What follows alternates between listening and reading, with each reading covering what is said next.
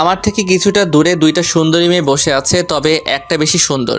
মেয়েটা এত সুন্দর যে পরি বললেও ভুল হবে না। মেয়ে দুইটা গল্প করছে আর হাসছে। মেয়েটাকে কেন জানি রাগানোর ইচ্ছা হলো, তাই নীলকে উদ্দেশ্য করে একটু জোরে জোরে বললাম, দোস্ত হাসিটা দেখছিস কি বিশ্রী। আমার তো মনে হচ্ছে একটা পেতনিও এর থেকে বেশি ভালো হাসতে পারে। আমার কথা শুনে মেয়ে দুইটা আমার দিকে তাকালো। আবারও বললাম, চেহারা দেখছিস, মনে হচ্ছে শেওড়া গাছের পেতনি। মেয়েটা এবার আমার কাছে এসে বলল, আমি শেওড়া গাছের পেতনি? আমার হাসির থেকে পেতনিতে বেশি সুন্দর করে হাসতে পারে? আরে আপনি এভাবে রাখছেন কেন? আমার সম্পর্কে এগুলো বলেছেন আর এগুলো শুনে আমি কি নাচবো? তাহলে তো ভালোই হয়, তাই না রে নীল? আর আমরা ফ্রিতে নাচও দেখতে পাবো। নাচেন নাচেন। যাতে মাতাল তালে ঠিক। আর আমাকে নিয়ে এগুলো বলেছেন কেন সেটা বলেন। কে বলেছে আমি এগুলো আপনাকে বলছি? এখানে তো আরো অনেক মেয়ে আছে। আপনি আমার দিকে তাকিয়ে এগুলো বলছিলেন? আপনি কি আমাকে ফলো করছেন? আজীব তো, কোন দুঃখে আপনার মতো ছাগলকে ফলো করতে যাব? যাক, এতদিনে তাহলে আমার সাগি আমাকে চিনতে পেরেছে। হা হা হা হা। আমি আপনার ছাগি? কোন দিক থেকে আমাকে আপনার ছাগি মনে হচ্ছে?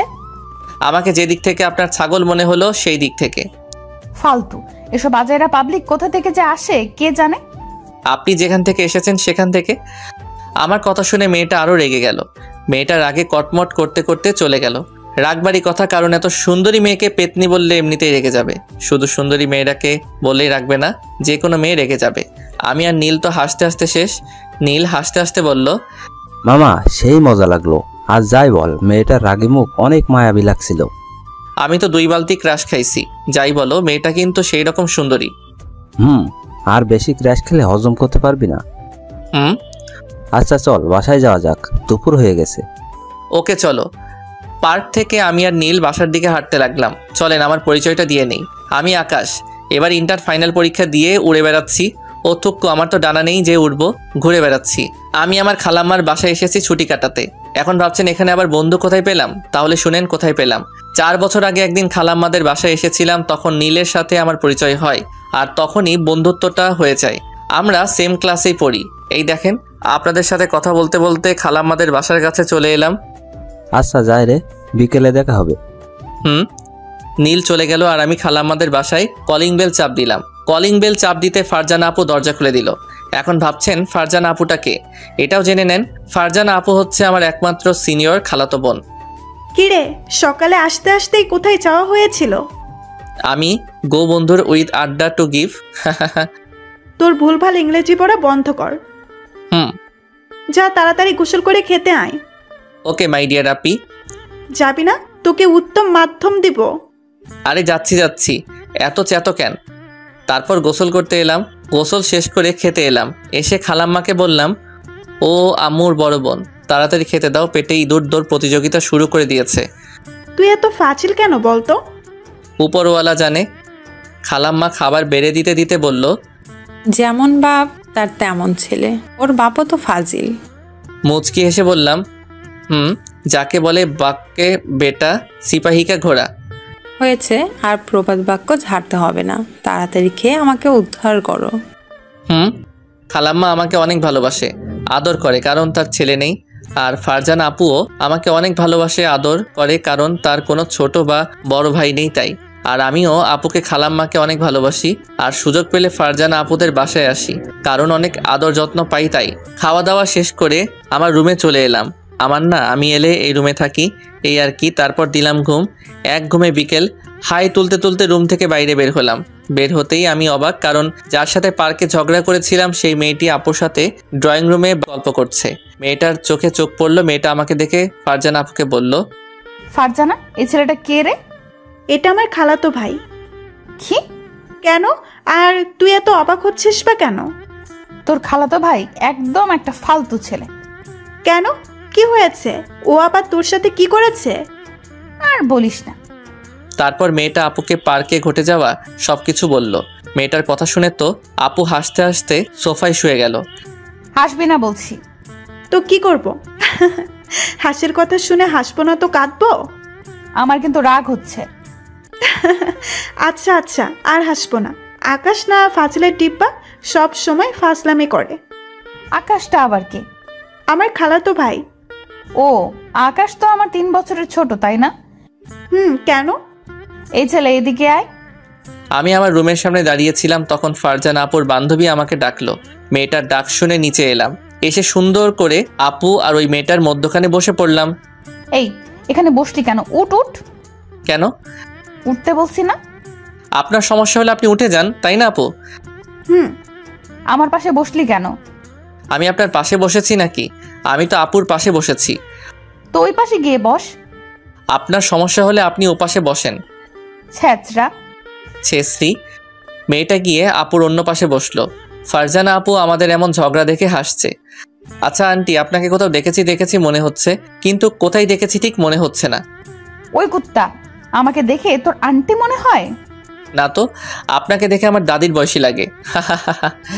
তোকে তো আজ আমি। এই থাম থাম। তোর আদরের ভাইকে আগে থামতে বল। আমি আগে শুরু করিনি, আপনি আগে শুরু করেছেন। আর ও হ্যাঁ, আপনাকে কোথায় দেখেছি সেটা মনে পড়েছে। আপনাকে শেওড়া গাছে দেখেছি।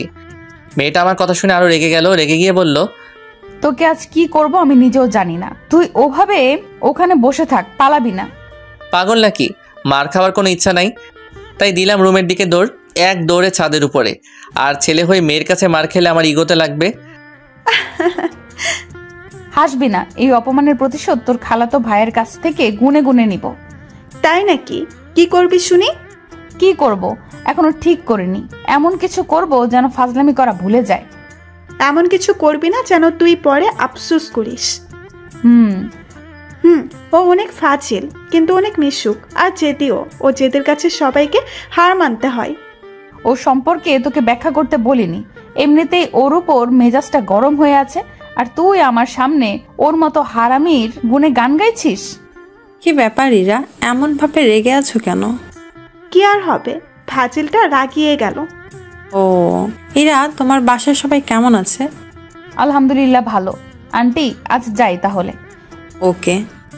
আমি ছাদের উপর থেকে সব শুনছিলাম আর দেখছিলাম। বাহ, নামটা অনেক সুন্দর তো। আমার নামের সাথে কেমন মিলে যাচ্ছে। ইহিহি, যেমন নাম সুন্দর তেমনি অনেক সুন্দর। আমি তো পার্কে দেখার পর থেকে ওর প্রতি ফিদা হয়ে গেছি। দেখি পিছনে ঘুরে সিনিয়র ক্রাশকে পটাতে পারি কিনা। তাহলে অনেক দিনের ইচ্ছা সিনিয়র আপুর সাথে প্রেম করার ইচ্ছাটা পূর্ণ হবে।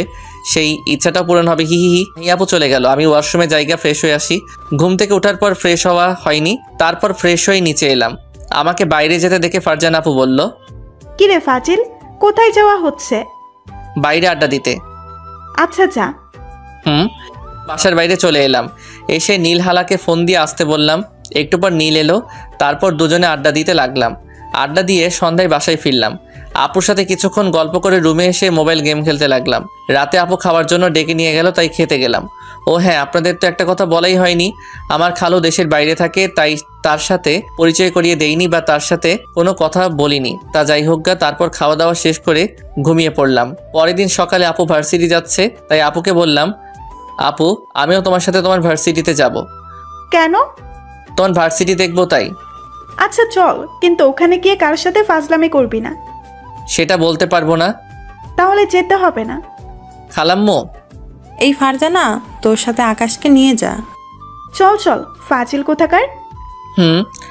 আপুর সাথে বাসা থেকে বের হয়ে হাঁটতে লাগলাম। আপু একটু যে দাঁড়িয়ে গেল, তাই আপুকে বললাম, এখানে দাঁড়ালে কেন?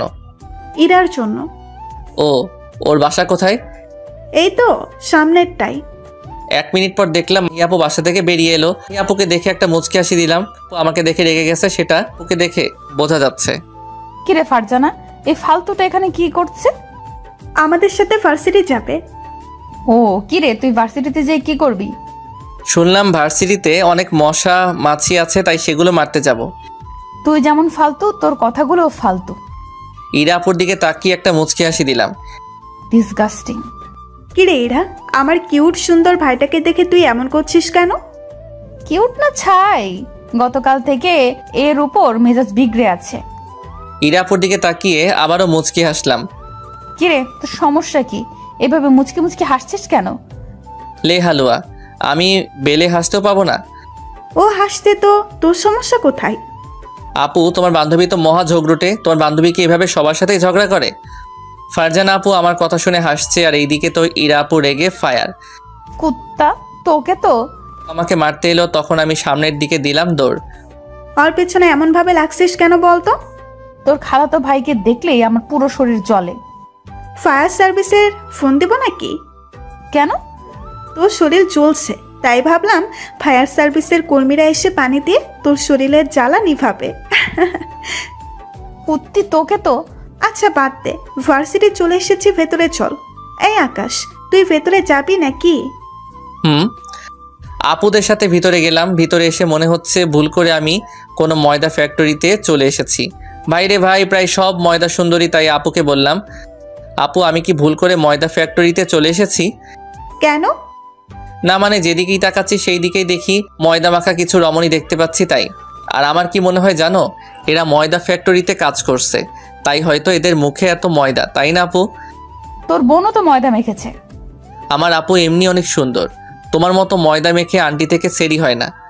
ফারজানা, তোর খালাতো ভাইকে আর কথা বলতে বারণ কর, না হলে ওর অবস্থা কি যে করব আমি নিজেও জানি না। গতি বেগতিক যে কোনো সময় দুই একটা পড়ে যেতে পারে আমার সুন্দর কিউট গালের উপর, তাই এখান থেকে কেটে পড়াই ভালো। তাই ফারজানা আপুকে বললাম, আপু আমি তাহলে চারদিকটা ঘুরে ঘুরে দেখি। ওকে যা। আপুদের কাছ থেকে চলে এলাম, এসে চারদিকটা ঘুরে ঘুরে দেখতে লাগলাম। বাবারে, এইদিকে তো জোড়া জোড়া, তাও দেখছি। হাঁটছি, তখন হঠাৎ করে একটা মেয়ে এসে আমার উপর পড়ে গেল। আমিও নিজেকে সামলাতে না পেরে নিচে পড়ে গেলাম, আর মেয়েটা আমার উপরে। মেয়েটার ঠোঁট সোজা এসে আমার কপালে পড়লো। মেয়েটা তাড়াতাড়ি উঠে লজ্জায় মাথা নিচু করে নিল আর বলল, সরি, হঠাৎ করে পাটা কিসের সাথে বেঁধে আপনার উপর পড়ে গেলাম। It's okay. আমারও একটু একটু লজ্জা লাগছিল, তাই ওখানে না দাঁড়িয়ে হাঁটতে লাগলাম। এই শুনুন। মেয়েটার কথা না শুনে হাঁটতে লাগলাম। হাঁটছি, তখন খেয়াল করলাম সবাই আমার দিকে তাকিয়ে মুচকি মুচকি হাসছে।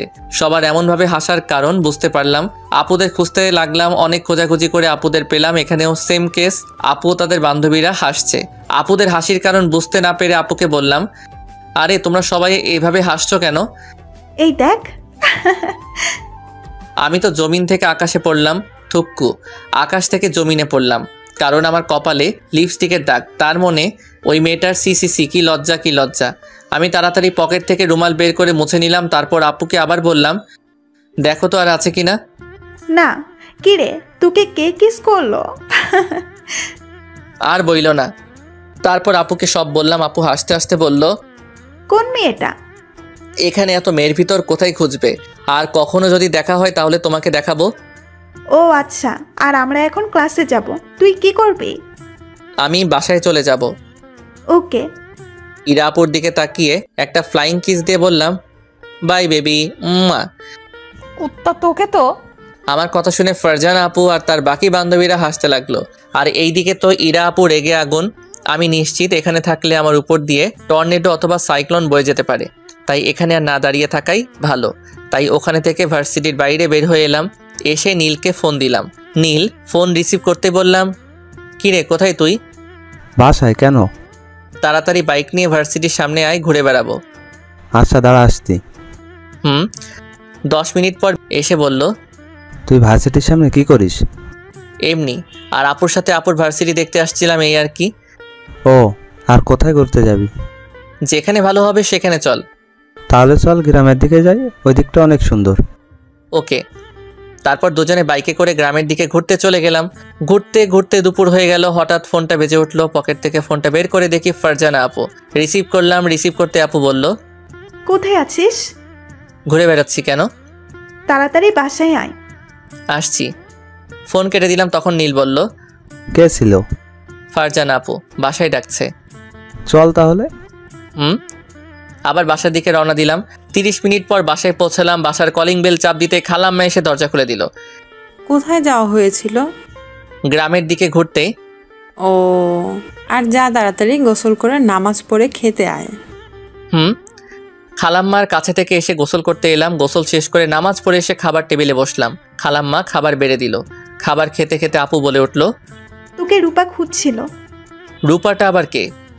ও যে সকালে, ওর নাম রূপা। ও, কিন্তু আমাকে কেন খুঁজছিল? আর তুমি কিভাবে জানলে ওই মেয়েটি ওটা? না মানে মনে হলো তাই আর কি। ও, হুম। ওর আবার কি হলো রে, আমাকে খুঁজবে কেন? তারপর খাওয়া দাওয়া শেষ করে রুমে এসে দিলাম এক ঘুমে বিকেলে ঘুম থেকে উঠে বাইরে গেলাম। তারপর নীলকে ফোন করে আসতে বললাম। নীল এসে বলল, এখন আবার কোথায় যাবি? চল তাহলে দেখতে পাবি। ও আচ্ছা। আসলে ইরা আপুকে দেখতে যাব তাই নীলকে ডাকলাম। দুইজনে হাঁটতে হাঁটতে ইরা আপুদের বাসার সামনে চলে এলাম। এসে দেখি ইরা আপু ছাদের উপর দাঁড়িয়ে আছে আর রাস্তার দিকে তাকিয়ে আছে। নীল ইরা আপুকে দেখে বলল, এটা সেই দিনের মেয়েটা না যার সাথে পার্কে ঝগড়া করেছিলি? এটা ফারজানা আপুর বান্ধবী আর একেই দেখতে এলাম। কি? আর যতই হোক আমার ক্রাশ বলে কথা, আর দেখি পটাতে পারি কিনা। মেয়েটা তো তোর সিনিয়র। তাতে কি হয়েছে, আমি ইরা আপুর উপর ফিদা হয়ে আছি সেই দিন থেকে। ইরা আপুটা আবার কে? আমার ক্রাশের নাম। ও, কিন্তু মেয়েটা তো তোর দিকে রাগীভাবে তাকিয়ে আছে। তাহলে পটাবি কিভাবে? দেখা যাক কিভাবে পটাতে পারি। শালা জুনিয়ররা থাকলো পরে এখন নাকি সিনিয়র আপুর সাথে প্রেম করবে। সিনিয়রদের সাথে প্রেম করার মজাই আলাদা। বাল।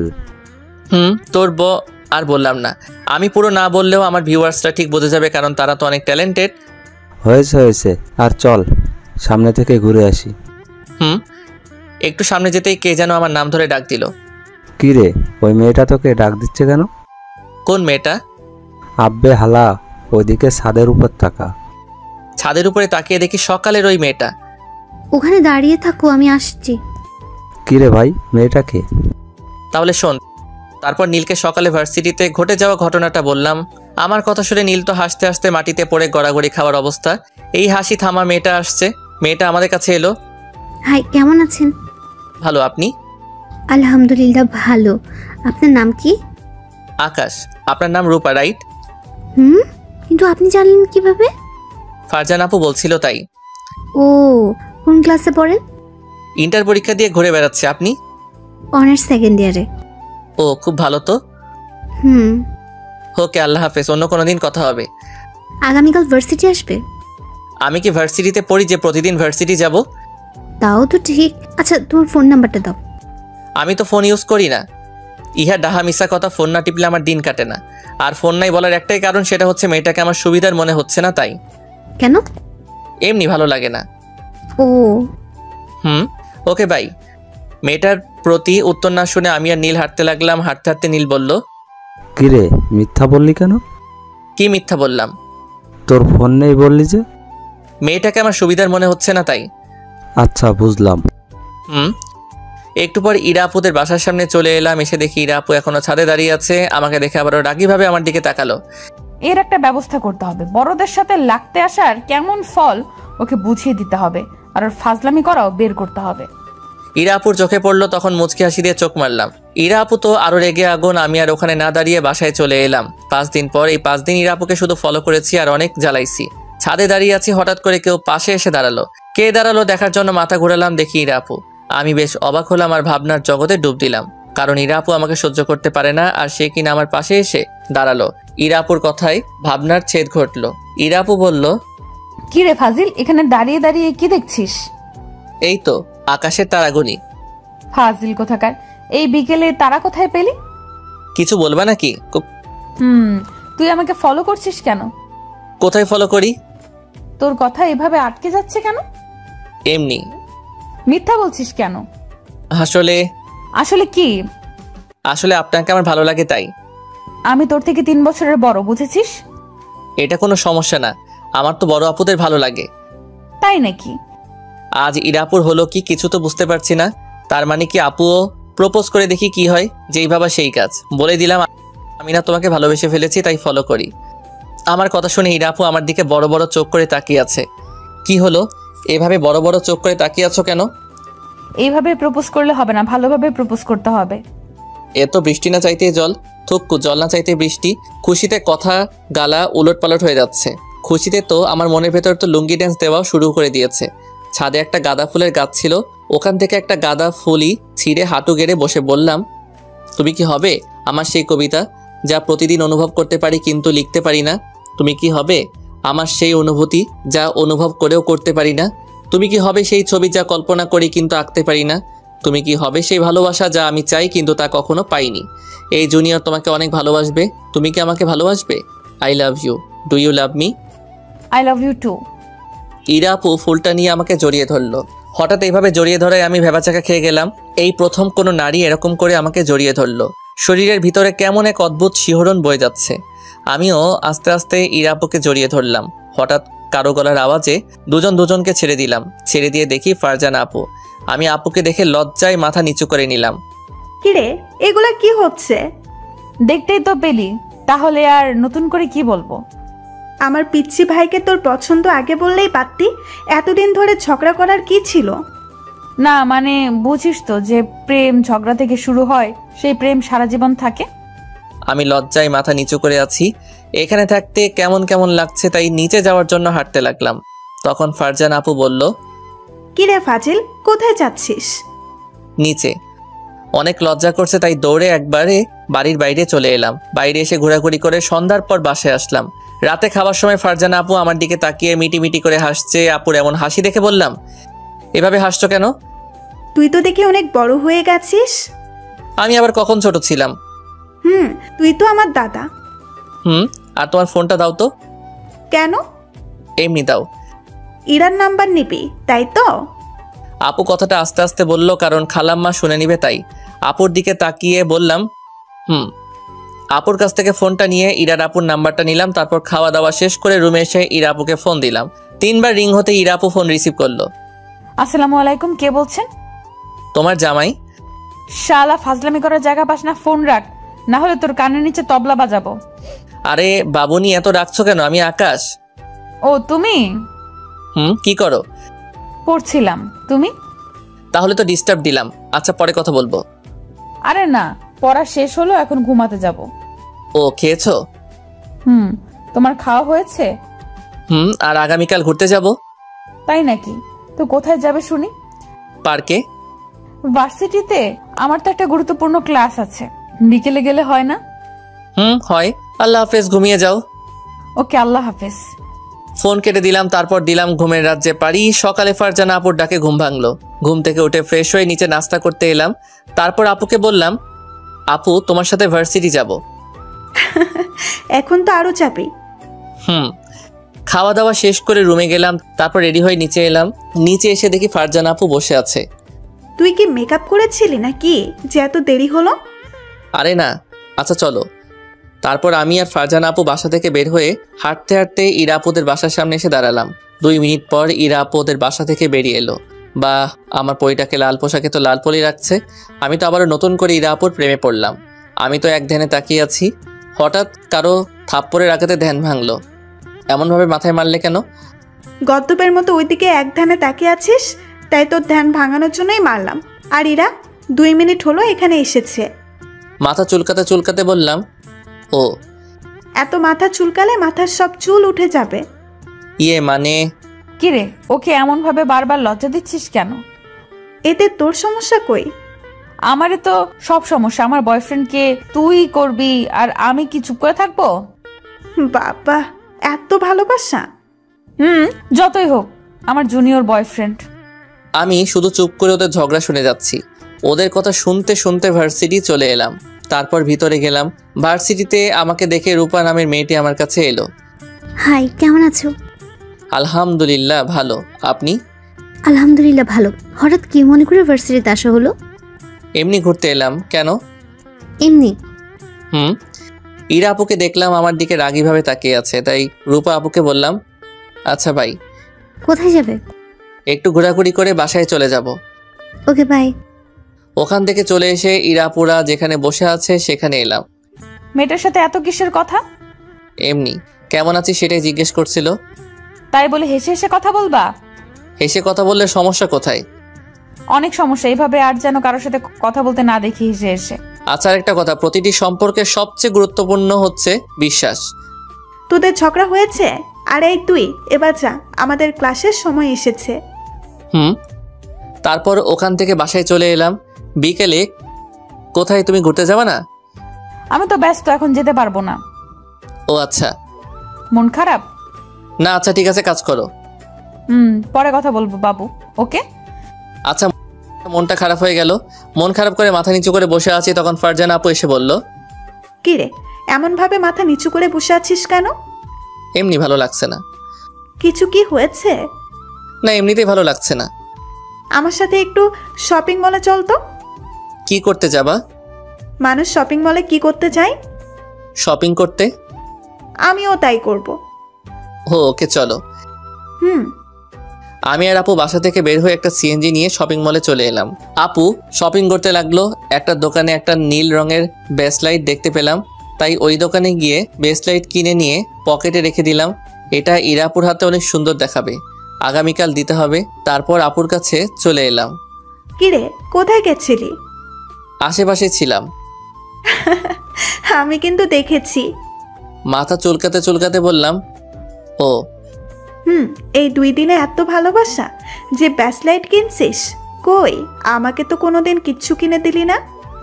দিব তো, অনেক বড় একটা গিফট দিব তো। কি? তোমাকে একটা হাজবেন্ড গিফট করব।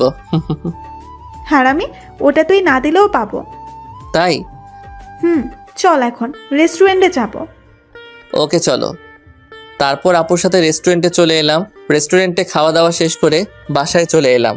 রাতে ইরা আপুকে ফোন দিলাম। প্রথমবার কেটে গেল, দ্বিতীয়বারের বার ফোন রিসিভ করলো। ইরা আপু ফোন রিসিভ করতে বললাম, কেমন আছো? আলহামদুলিল্লাহ ভালো, তুমি? আলহামদুলিল্লাহ ভালো। কি করো? এই তো শুয়ে আছি, তুমি? আমিও। খেয়েছো? তোমার?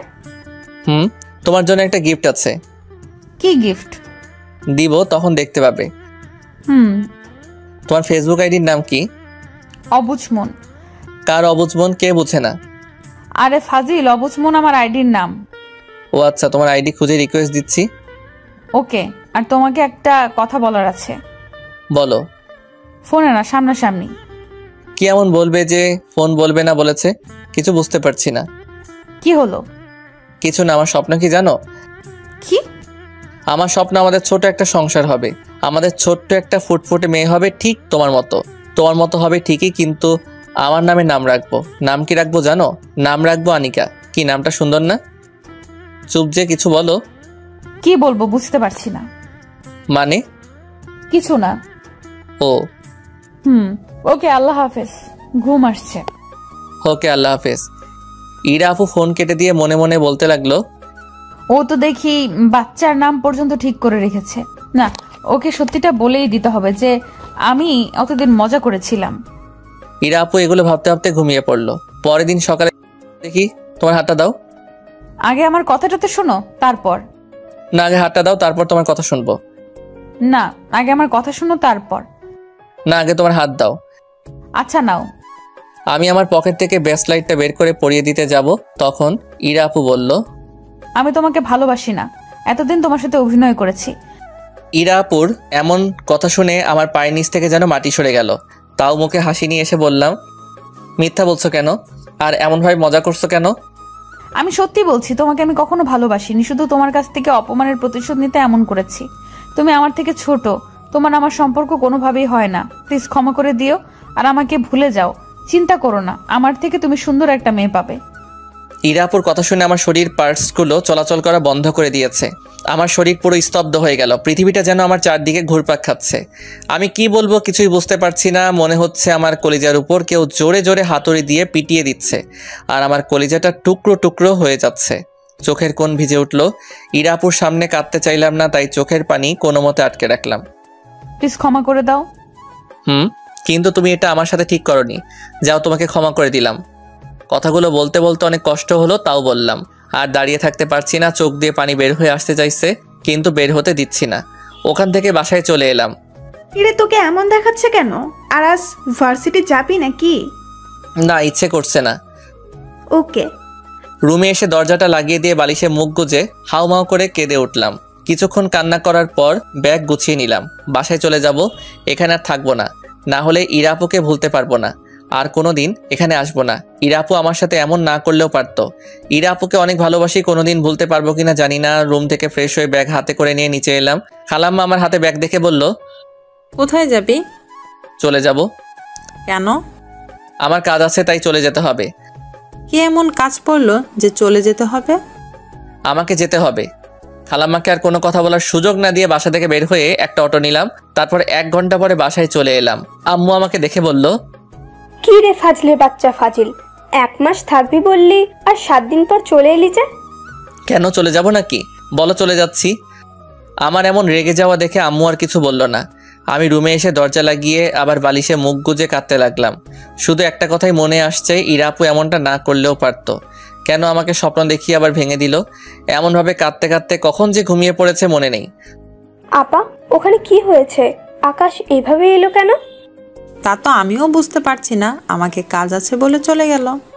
আকাশের চোখ দুটো দেখে বোঝা যাচ্ছে অনেক কেঁদেছে, চোখ দুটো অনেক লাল হয়ে আছে।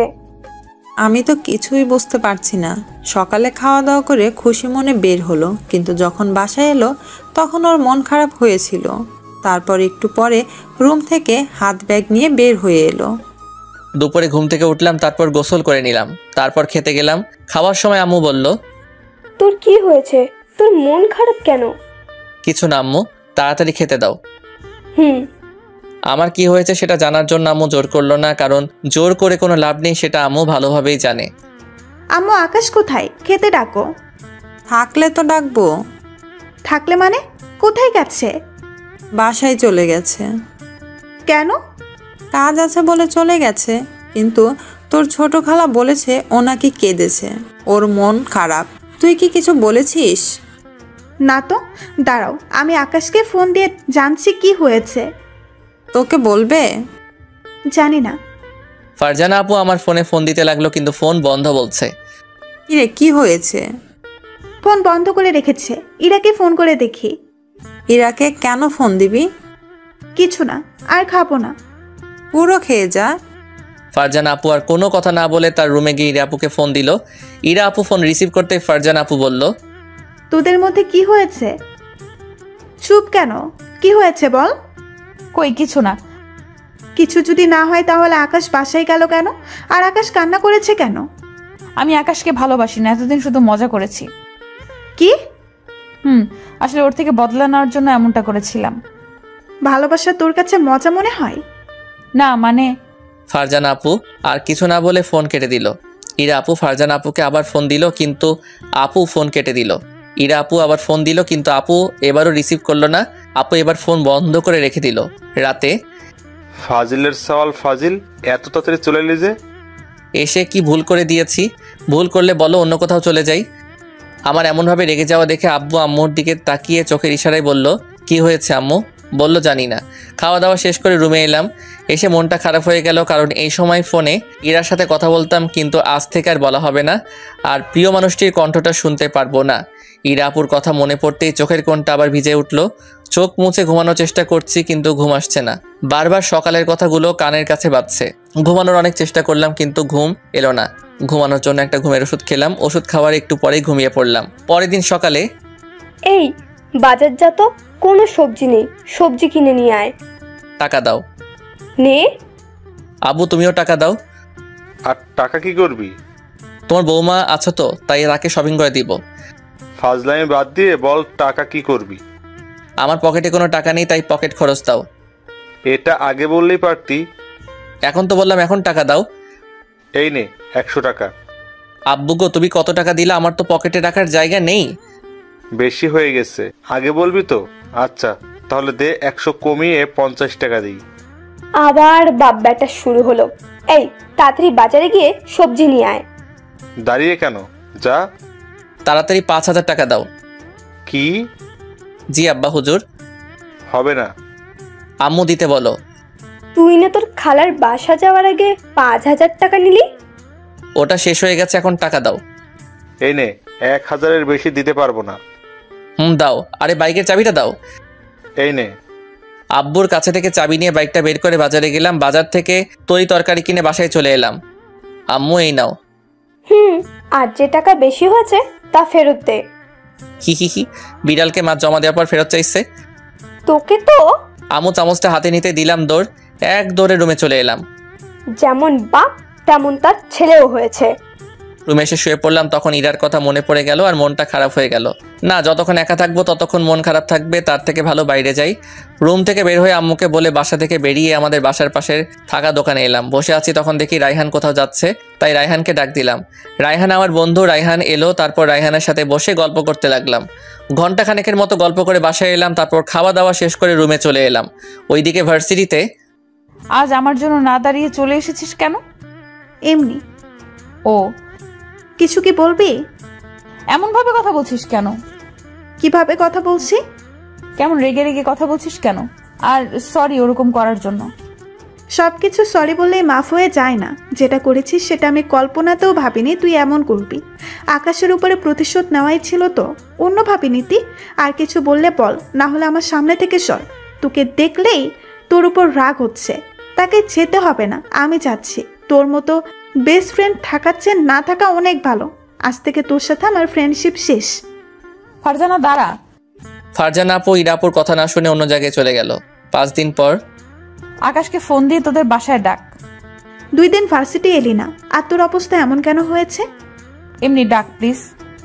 বুঝতে পারছি তোর এমন অবস্থা হওয়ার কারণ। হাসিস না, ফোন দিয়ে ডাক প্লিজ। তুই ফোন করে ডাক। অনেকবার ফোন দেওয়ার চেষ্টা করেছি কিন্তু বারবার ফোন বন্ধ বলছে। আকাশ তো নাম্বার চেঞ্জ করে নিয়েছে, আর যেটা ব্যবহার করছে সেটা আমার কাছে নেই। ও ভাবি তোমার মনের ভেতর তাহলে ভালোই ঝড় চলছে। বাল, ওদের বাসায় চল। তুই যা, আমাকে কেন বলছিস?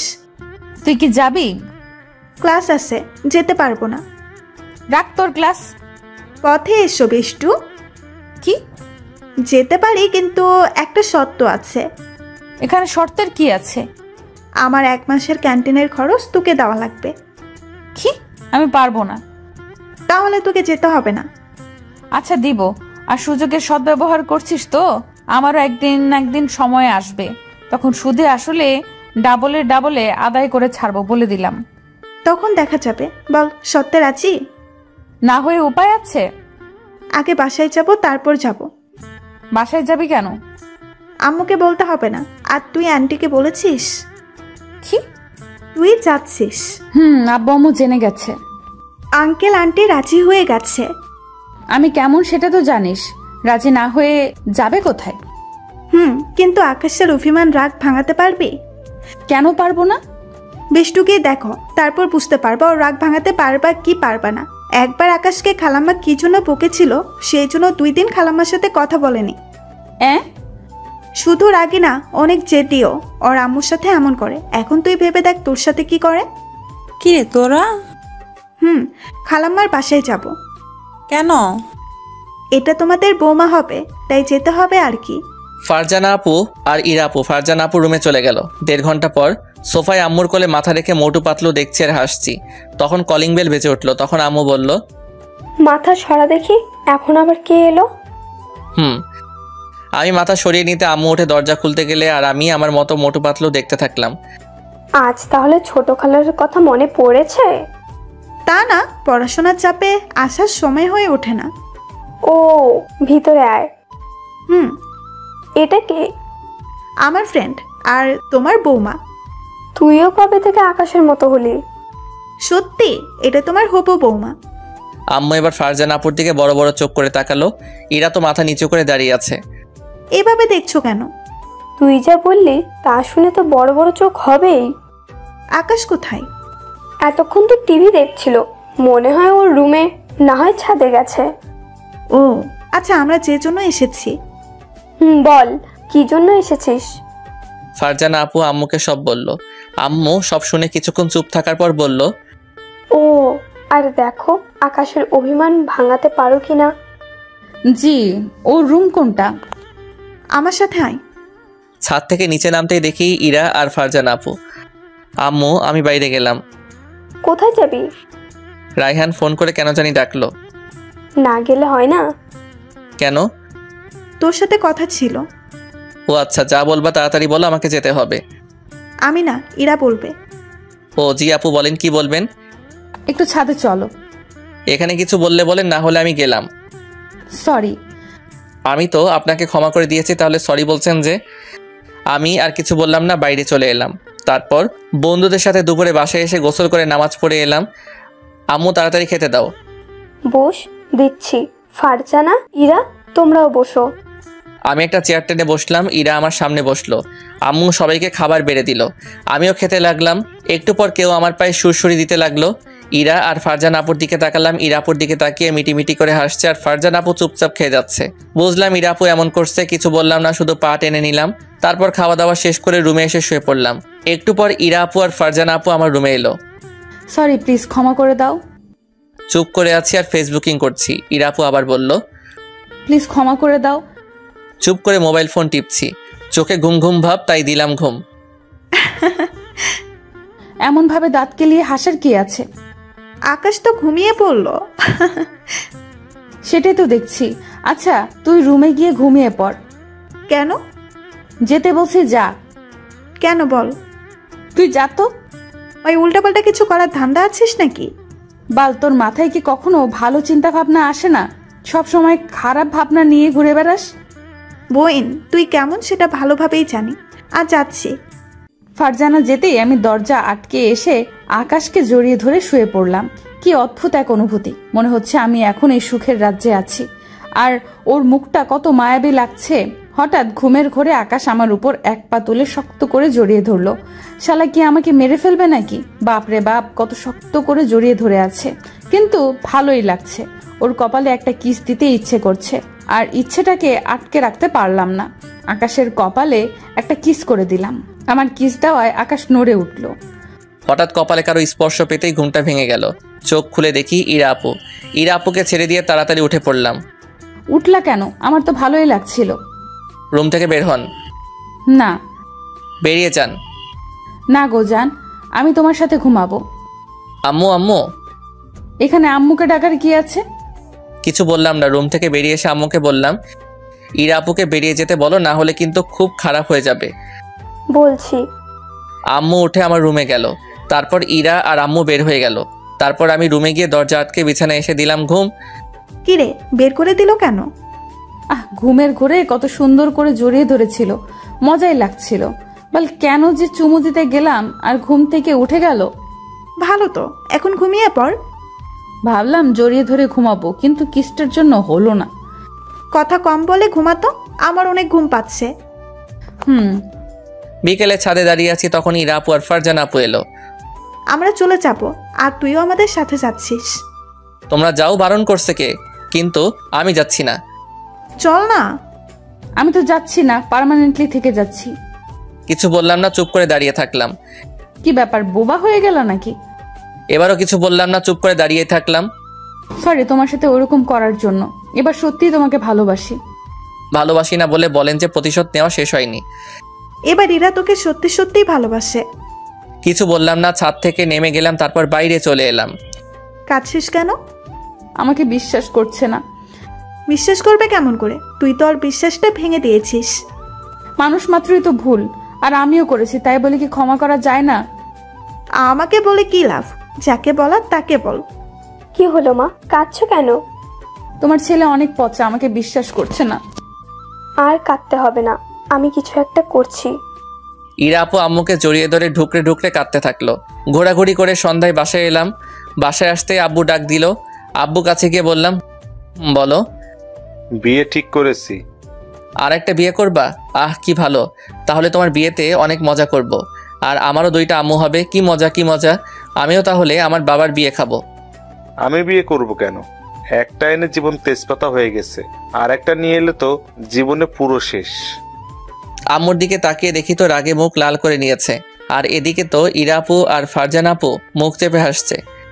আজ আর কিছু বললাম না, না হলে 2 বাপ বেটাকে ঝাড়ু পিটা করতাম। আম্মুর কথা শুনে আব্বু চুপ হয়ে গেল। আমি তো মুচকি মুচকি হাসছি। আব্বু বলল, আমরা তোর বিয়ে ঠিক করেছি। বিয়ে করতে পারবো না। তুই করবি না তোর?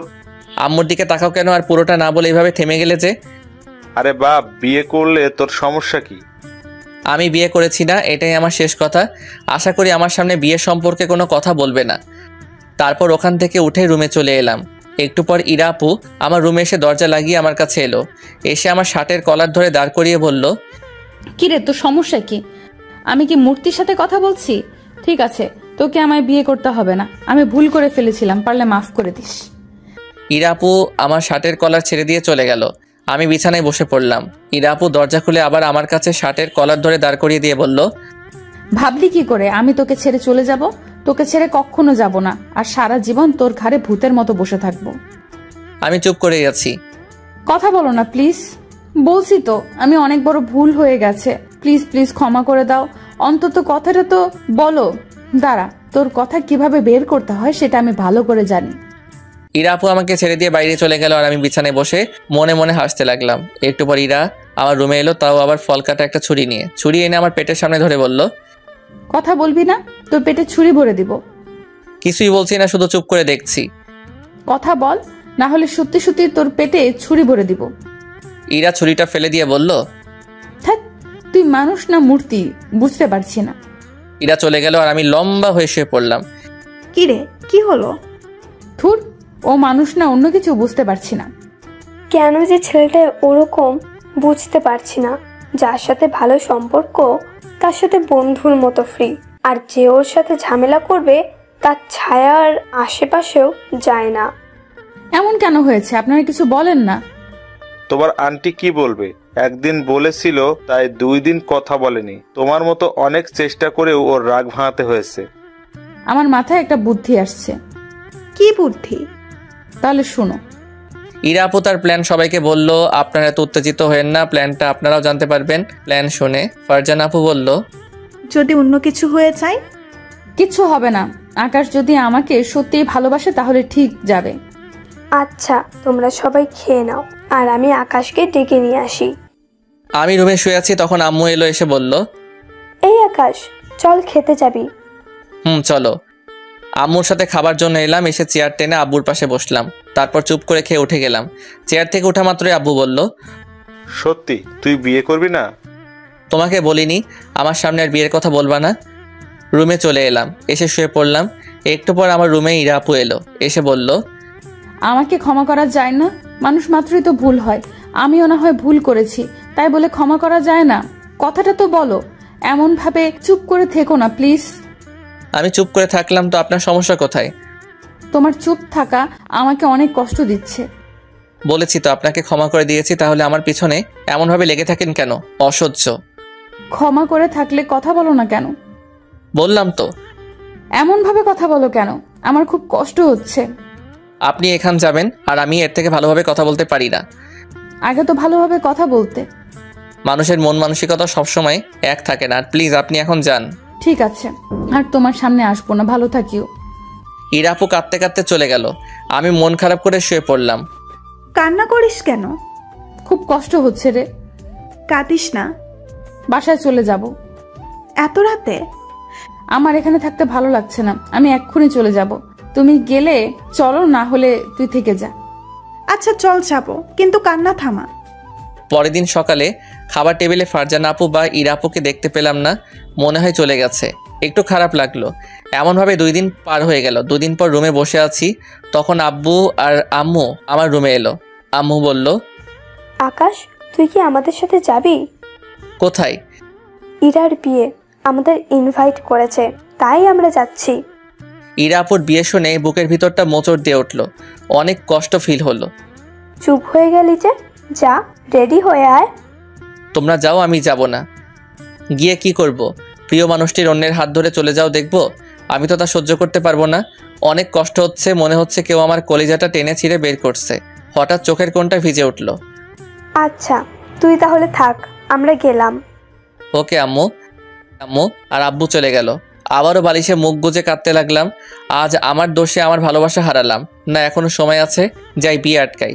চোখ মুছে বাইক নিয়ে বের হয়ে গেলাম। ধীরে ধীরে বাইকের স্পিড বাড়াতে থাকলাম আর নীলকে ফোন দিলাম।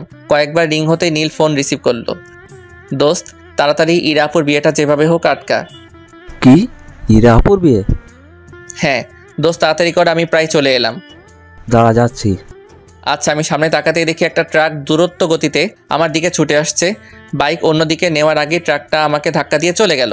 বাইক একদিকে ছিটকে পড়লো আর আমি অন্যদিকে। আমার মাথা ফেটে রক্ত বের হচ্ছে। মুহূর্তে রক্তে আমার চারপাশ লাল হয়ে গেল। চারদিকে লোকজন জমা হয়ে গেল। আমার চোখের সামনে আব্বু আম্মুর ছবি ভেসে উঠলো। বুঝতে পারছি পৃথিবীতে আজ আমার শেষ দিন। আমার চোখ দুটো বন্ধ হওয়ার আগে কালিমা পড়লাম। ফোনে নীল হ্যালো হ্যালো বলে যাচ্ছে, কিন্তু কোনো রেসপন্স পাচ্ছে না। আকাশ কথা বলছে না কেন? আর শব্দটা কিসের হলো? আবার ওর কিছু হলো না তো? তখন একটা লোক ফোনটা কানের কাছে ধরে বলল, আপনি কে বলছেন? আপনি যার ফোন রিসিভ করেছেন আমি তার বন্ধু, কিন্তু আপনি কে? আমি একজন ডাক্তার, আর যার ফোন সে অ্যাক্সিডেন্ট করেছে, ওর অবস্থা গুরুতর। কি? ওকে তাড়াতাড়ি হাসপাতালে নিয়ে যান প্লিজ। আমি ওর পরিবারকে জানাচ্ছি, আর আমি ফোন দেব, তখন রিসিভ করবেন প্লিজ। ওকে। ডাক্তারটা সবাইকে সরিয়ে আমাকে তার গাড়িতে করে হাসপাতালে নিয়ে গেলে আর নীল দৌড়ে খালাম্মার বাসায় গেল। নীলের এমনভাবে দৌড়ে আসার দেখে ফারজান আপু বলল, কিরে এমনভাবে দৌড়ে এলি কেন? আকাশ আকাশ আকাশ আকাশ করছিস কেন? আকাশের কি হয়েছে? আকাশ অ্যাক্সিডেন্ট করেছে, ওর অবস্থা অনেক খারাপ। কি? একজন ডাক্তার ওর ফোন থেকে ফোন করেছিল। নীলের কথা শুনে আব্বু আম্মু খালাম্মা ফারজান আপু সবাই স্তব্ধ হয়ে গেছে।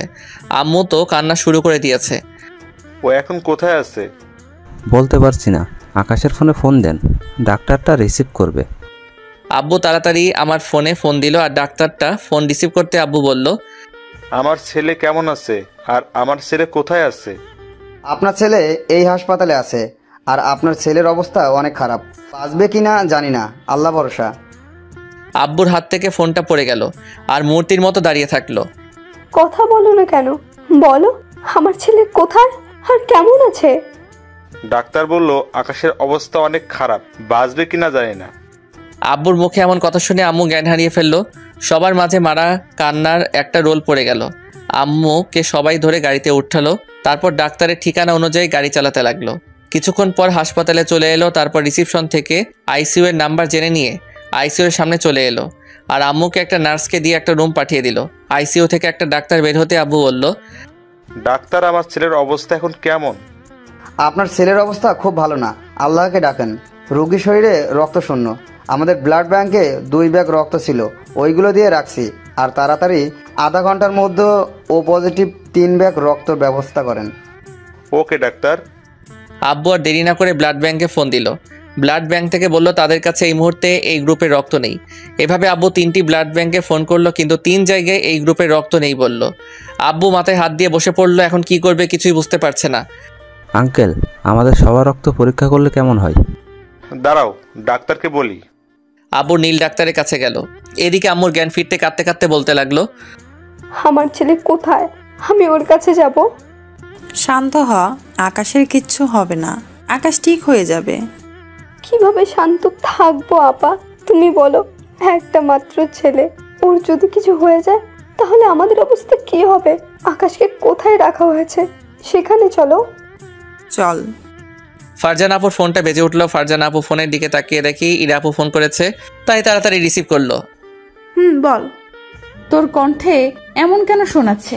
আর তোরা কখন আসবি? আমাদের আর যাওয়া হবে না, আমরা হাসপাতালে আছি। হাসপাতালে কেন? কার কি হয়েছে? আকাশ অ্যাক্সিডেন্ট করেছে, ওর অবস্থা খুবই সিরিয়াস। ডাক্তারেরা এখন ঠিকভাবে কিছু বলতে পারছে না, তাড়াতাড়ি এই হাসপাতালে চলে আয়। ফারজানার কথা পায়ের নিচ থেকে মাটি সরে গেল আর চোখের সামনে পৃথিবীটা অন্ধকার হয়ে উঠল আর চোখের কোণ দিয়ে পানি গড়িয়ে পড়তে লাগলো। কিছুক্ষণ পর যখন বুঝতে পারলাম আমাকে হসপিটালে যাওয়া লাগবে, যত দ্রুত সম্ভব রুম থেকে দৌড়ে গাড়ির চাবি নিয়ে হসপিটালের দিকে রওনা হলাম। গাড়ি চালাচ্ছি তো মনে হচ্ছে গাড়ি এগোচ্ছে না। আমাদের কারো রক্ত ও পজিটিভ না, কি করব কিছুই বুঝতে পারছি না। তোমাদের কারো রক্ত ও পজিটিভ না? আম্মু খালাম্মা ফারজানা আপু 3 জনই না বলল। আম্মু আবার কাঁদতে কাঁদতে জ্ঞান হারিয়ে ফেললো। রক্ত পেয়েছেন? না ডাক্তার সাহেব, আমার ছেলেকে মনে হয় বাঁচাতে পারলাম না। আম্মু এবার কেঁদে দিলেন। ইরা আপু আধা ঘন্টা পর এলো, এসে কেঁদে কেঁদে বলল, আকাশ কেমন আছে? আকাশ কোথায়? আমি দেখব। ওর ও পজিটিভ রক্ত লাগবে, কোথাও পাওয়া গেল না। যত রক্ত লাগবে আমি দিব, আমার রক্তের গ্রুপ ও পজিটিভ। চল ডাক্তারের কাছে। ইরা ডাক্তারে গিয়ে বলল আর ডাক্তার ওর কাছে থেকে রক্ত নিল। 1 ঘন্টা পর অপারেশন শেষ করে ডাক্তার যখন বের হলো তখন আব্বু বলল, ডাক্তার আমার ছেলে। আমরা আমাদের যথাসাধ্য চেষ্টা করছি, বাকিটা আল্লাহর হাতে। আল্লাহকে ডাকতে থাকেন, আর 48 ঘন্টার আগে কিছুই বলতে পারছি না। ডাক্তার চলে গেল আর আবারও সবাই কান্নায় ভেঙে পড়লো আর আল্লাহকে ডাকতে লাগলো। ইরা কাঁদতে কাঁদতে বলল, সব আমার জন্য হয়েছে। আমি যদি সেদিন বিয়ের প্ল্যানটা না করতাম তাহলে এগুলো কিছুই হতো না। ওর যদি কিছু হয়ে যায় তাহলে নিজেকে কোনোদিন ক্ষমা করতে পারবো না। আমাকে একটু পর বেটে দিল। সবাই আমার চারপাশে চুপ করে আমার দিকে চেয়ে তাকিয়ে দাঁড়িয়ে আছে আর কারো মুখে কোনো কথা নেই। 50 ঘন্টা হতে চললো কিন্তু আমার জ্ঞান ফেরার কোনো নাম নেই। এদিকে আম্মু ইরা আপু নাকে শুধু কান্না করে নিজেরাই এক একটা রোগী হয়ে গেছে। 3 দিন হয়ে গেল, এখনো আমার জ্ঞান ফিরেনি। 4 দিনের দিন রাত 12টায় জ্ঞান ফিরল। আমার পুরো শরীরে ব্যান্ডেজ করা, শরীর অনেক ব্যথা করছে। মাথাটা কোনো মতে চারদিকে ঘোরালাম। হঠাৎ করে কানে কান্নার আওয়াজ ভেসে এলো। কণ্ঠ শুনে বুঝলাম এটা আম্মু। আম্মু কাঁদতে কাঁদতে বলছে, আল্লাহ তুমি আমার কাছে আমার ছেলেটাকে ফিরিয়ে দাও। তোমার কাছে আমি আর কিচ্ছু চাই না। দয়া করে আমার ছেলেটাকে আমার কাছে ফিরিয়ে দাও। প্রয়োজনে আমার জীবনের বদলে আমার ছেলের জীবনটা ফিরিয়ে দাও। আমার প্রার্থনা কবুল করো। আম্মু বলে আস্তে করে ডাক দিলাম। আম্মু আমার কণ্ঠ শুনে থেমে গেল, তারপর আমার দিকে তাকালো। আমি আবার আম্মু বলে ডাক দিলাম। এবার আম্মু তাড়াতাড়ি জায়নামাজ থেকে উঠে আমার কাছে এসে বলল, আল্লাহ আমার প্রার্থনা শুনেছে। আম্মু খুশিতে আত্মহারা হয়ে আমার কপালে গালে কিস করলো। আম্মু খিদে পেয়েছে তো? আম্মু চোখ মুছতে মুছতে বলল, কি খাবি? লে হালুয়া। আমি যা খাবো তুমি কি তাই করে দিবে নাকি? যা আছে তাই দাও, অনেক খিদে পেয়েছে। দাঁড়া দিচ্ছি। আমি এই অবস্থাতে দাঁড়াতে পারবো না, শুয়ে থাকবো। হয়েছে বাপ, আর কথা ধরিস না। কথা কি ধরা যায়? বাপ আমার ভুল হয়ে গেছে, ক্ষমা কর। তারপর আম্মু আমাকে কলা আর পাউরুটি খাইয়ে দিয়ে ওষুধ খাইয়ে দিল। ইরার কথা মনে পড়তে মনটা খারাপ হয়ে গেল আর চোখের কোণ দিয়ে পানি গড়িয়ে পড়তে লাগলো। কাঁদছিস কেন? এমনি। আজকে কি বার? বুধবার। কেন? ও, তোমার মুখ কেমন শুকনো হয়ে আছে কেন? ভালোভাবে খাওয়া দাওয়া করনি? না, তবে আগামীকাল থেকে খাবো। আব্বু কোথায়? বাসায় গেছে। ও আচ্ছা, তুমি ঘুমিয়ে পড়ো। বুঝতে পারছি 4 দিন ঘুমাওনি। ঘুমাবো না, আমার ফাজিল ছেলের সাথে 4 দিন কথা বলি না। আরে ঘুমিয়ে পড়ো, আগামীকাল তো সকালে কথা বলতে পারবে। আর আমার মাথাটাও কেমন টন টন ব্যথা করছে, আমিও ঘুমিয়ে যাই আর অনেক ঘুমও পাচ্ছে। তুই ঘুমা, আমি তোর মাথায় হাত বুলিয়ে দিই। আচ্ছা। আম্মু আমার মাথায় হাত বুলিয়ে দিতে লাগলো। পরের দিন সকালে সবার কথা বলার শব্দে ঘুম ভেঙে গেল।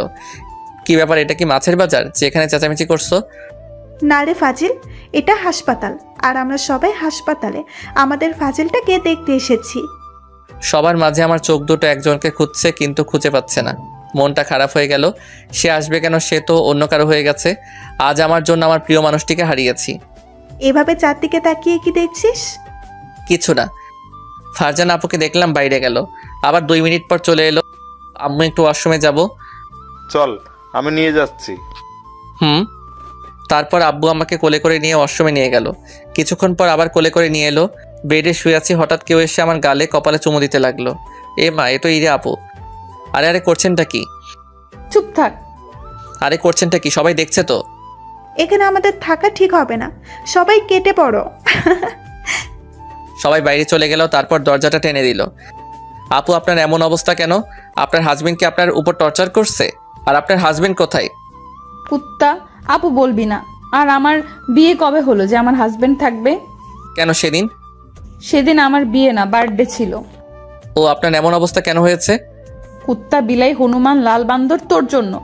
তোর যদি কিছু হয়ে যেত তাহলে আমার কি হতো? আমি তো মরেই যেতাম। তোকে খুব ভালোবাসি রে, খুব। আর কান্না থামাও। চেহারার কি অবস্থা করেছে বলো তো? দেখতে একদম শ্যাওড়া গাছের পেতনি লাগছে। যাও, ময়দা দিয়ে চেহারা ঠিক করে এসো। আমি ময়দা মাখি না, শুধু হালকা লিপস্টিক ব্যবহার করি। ও, তাহলে তো ভালোই, আমাকে ময়দা কিনতে হবে না। I love you. I love you too. ভালোভাবে বলো। কিভাবে? ফাজলামি বাদ দিয়ে ভালো করে বলো না। আচ্ছা বলছি, I love you too Ira.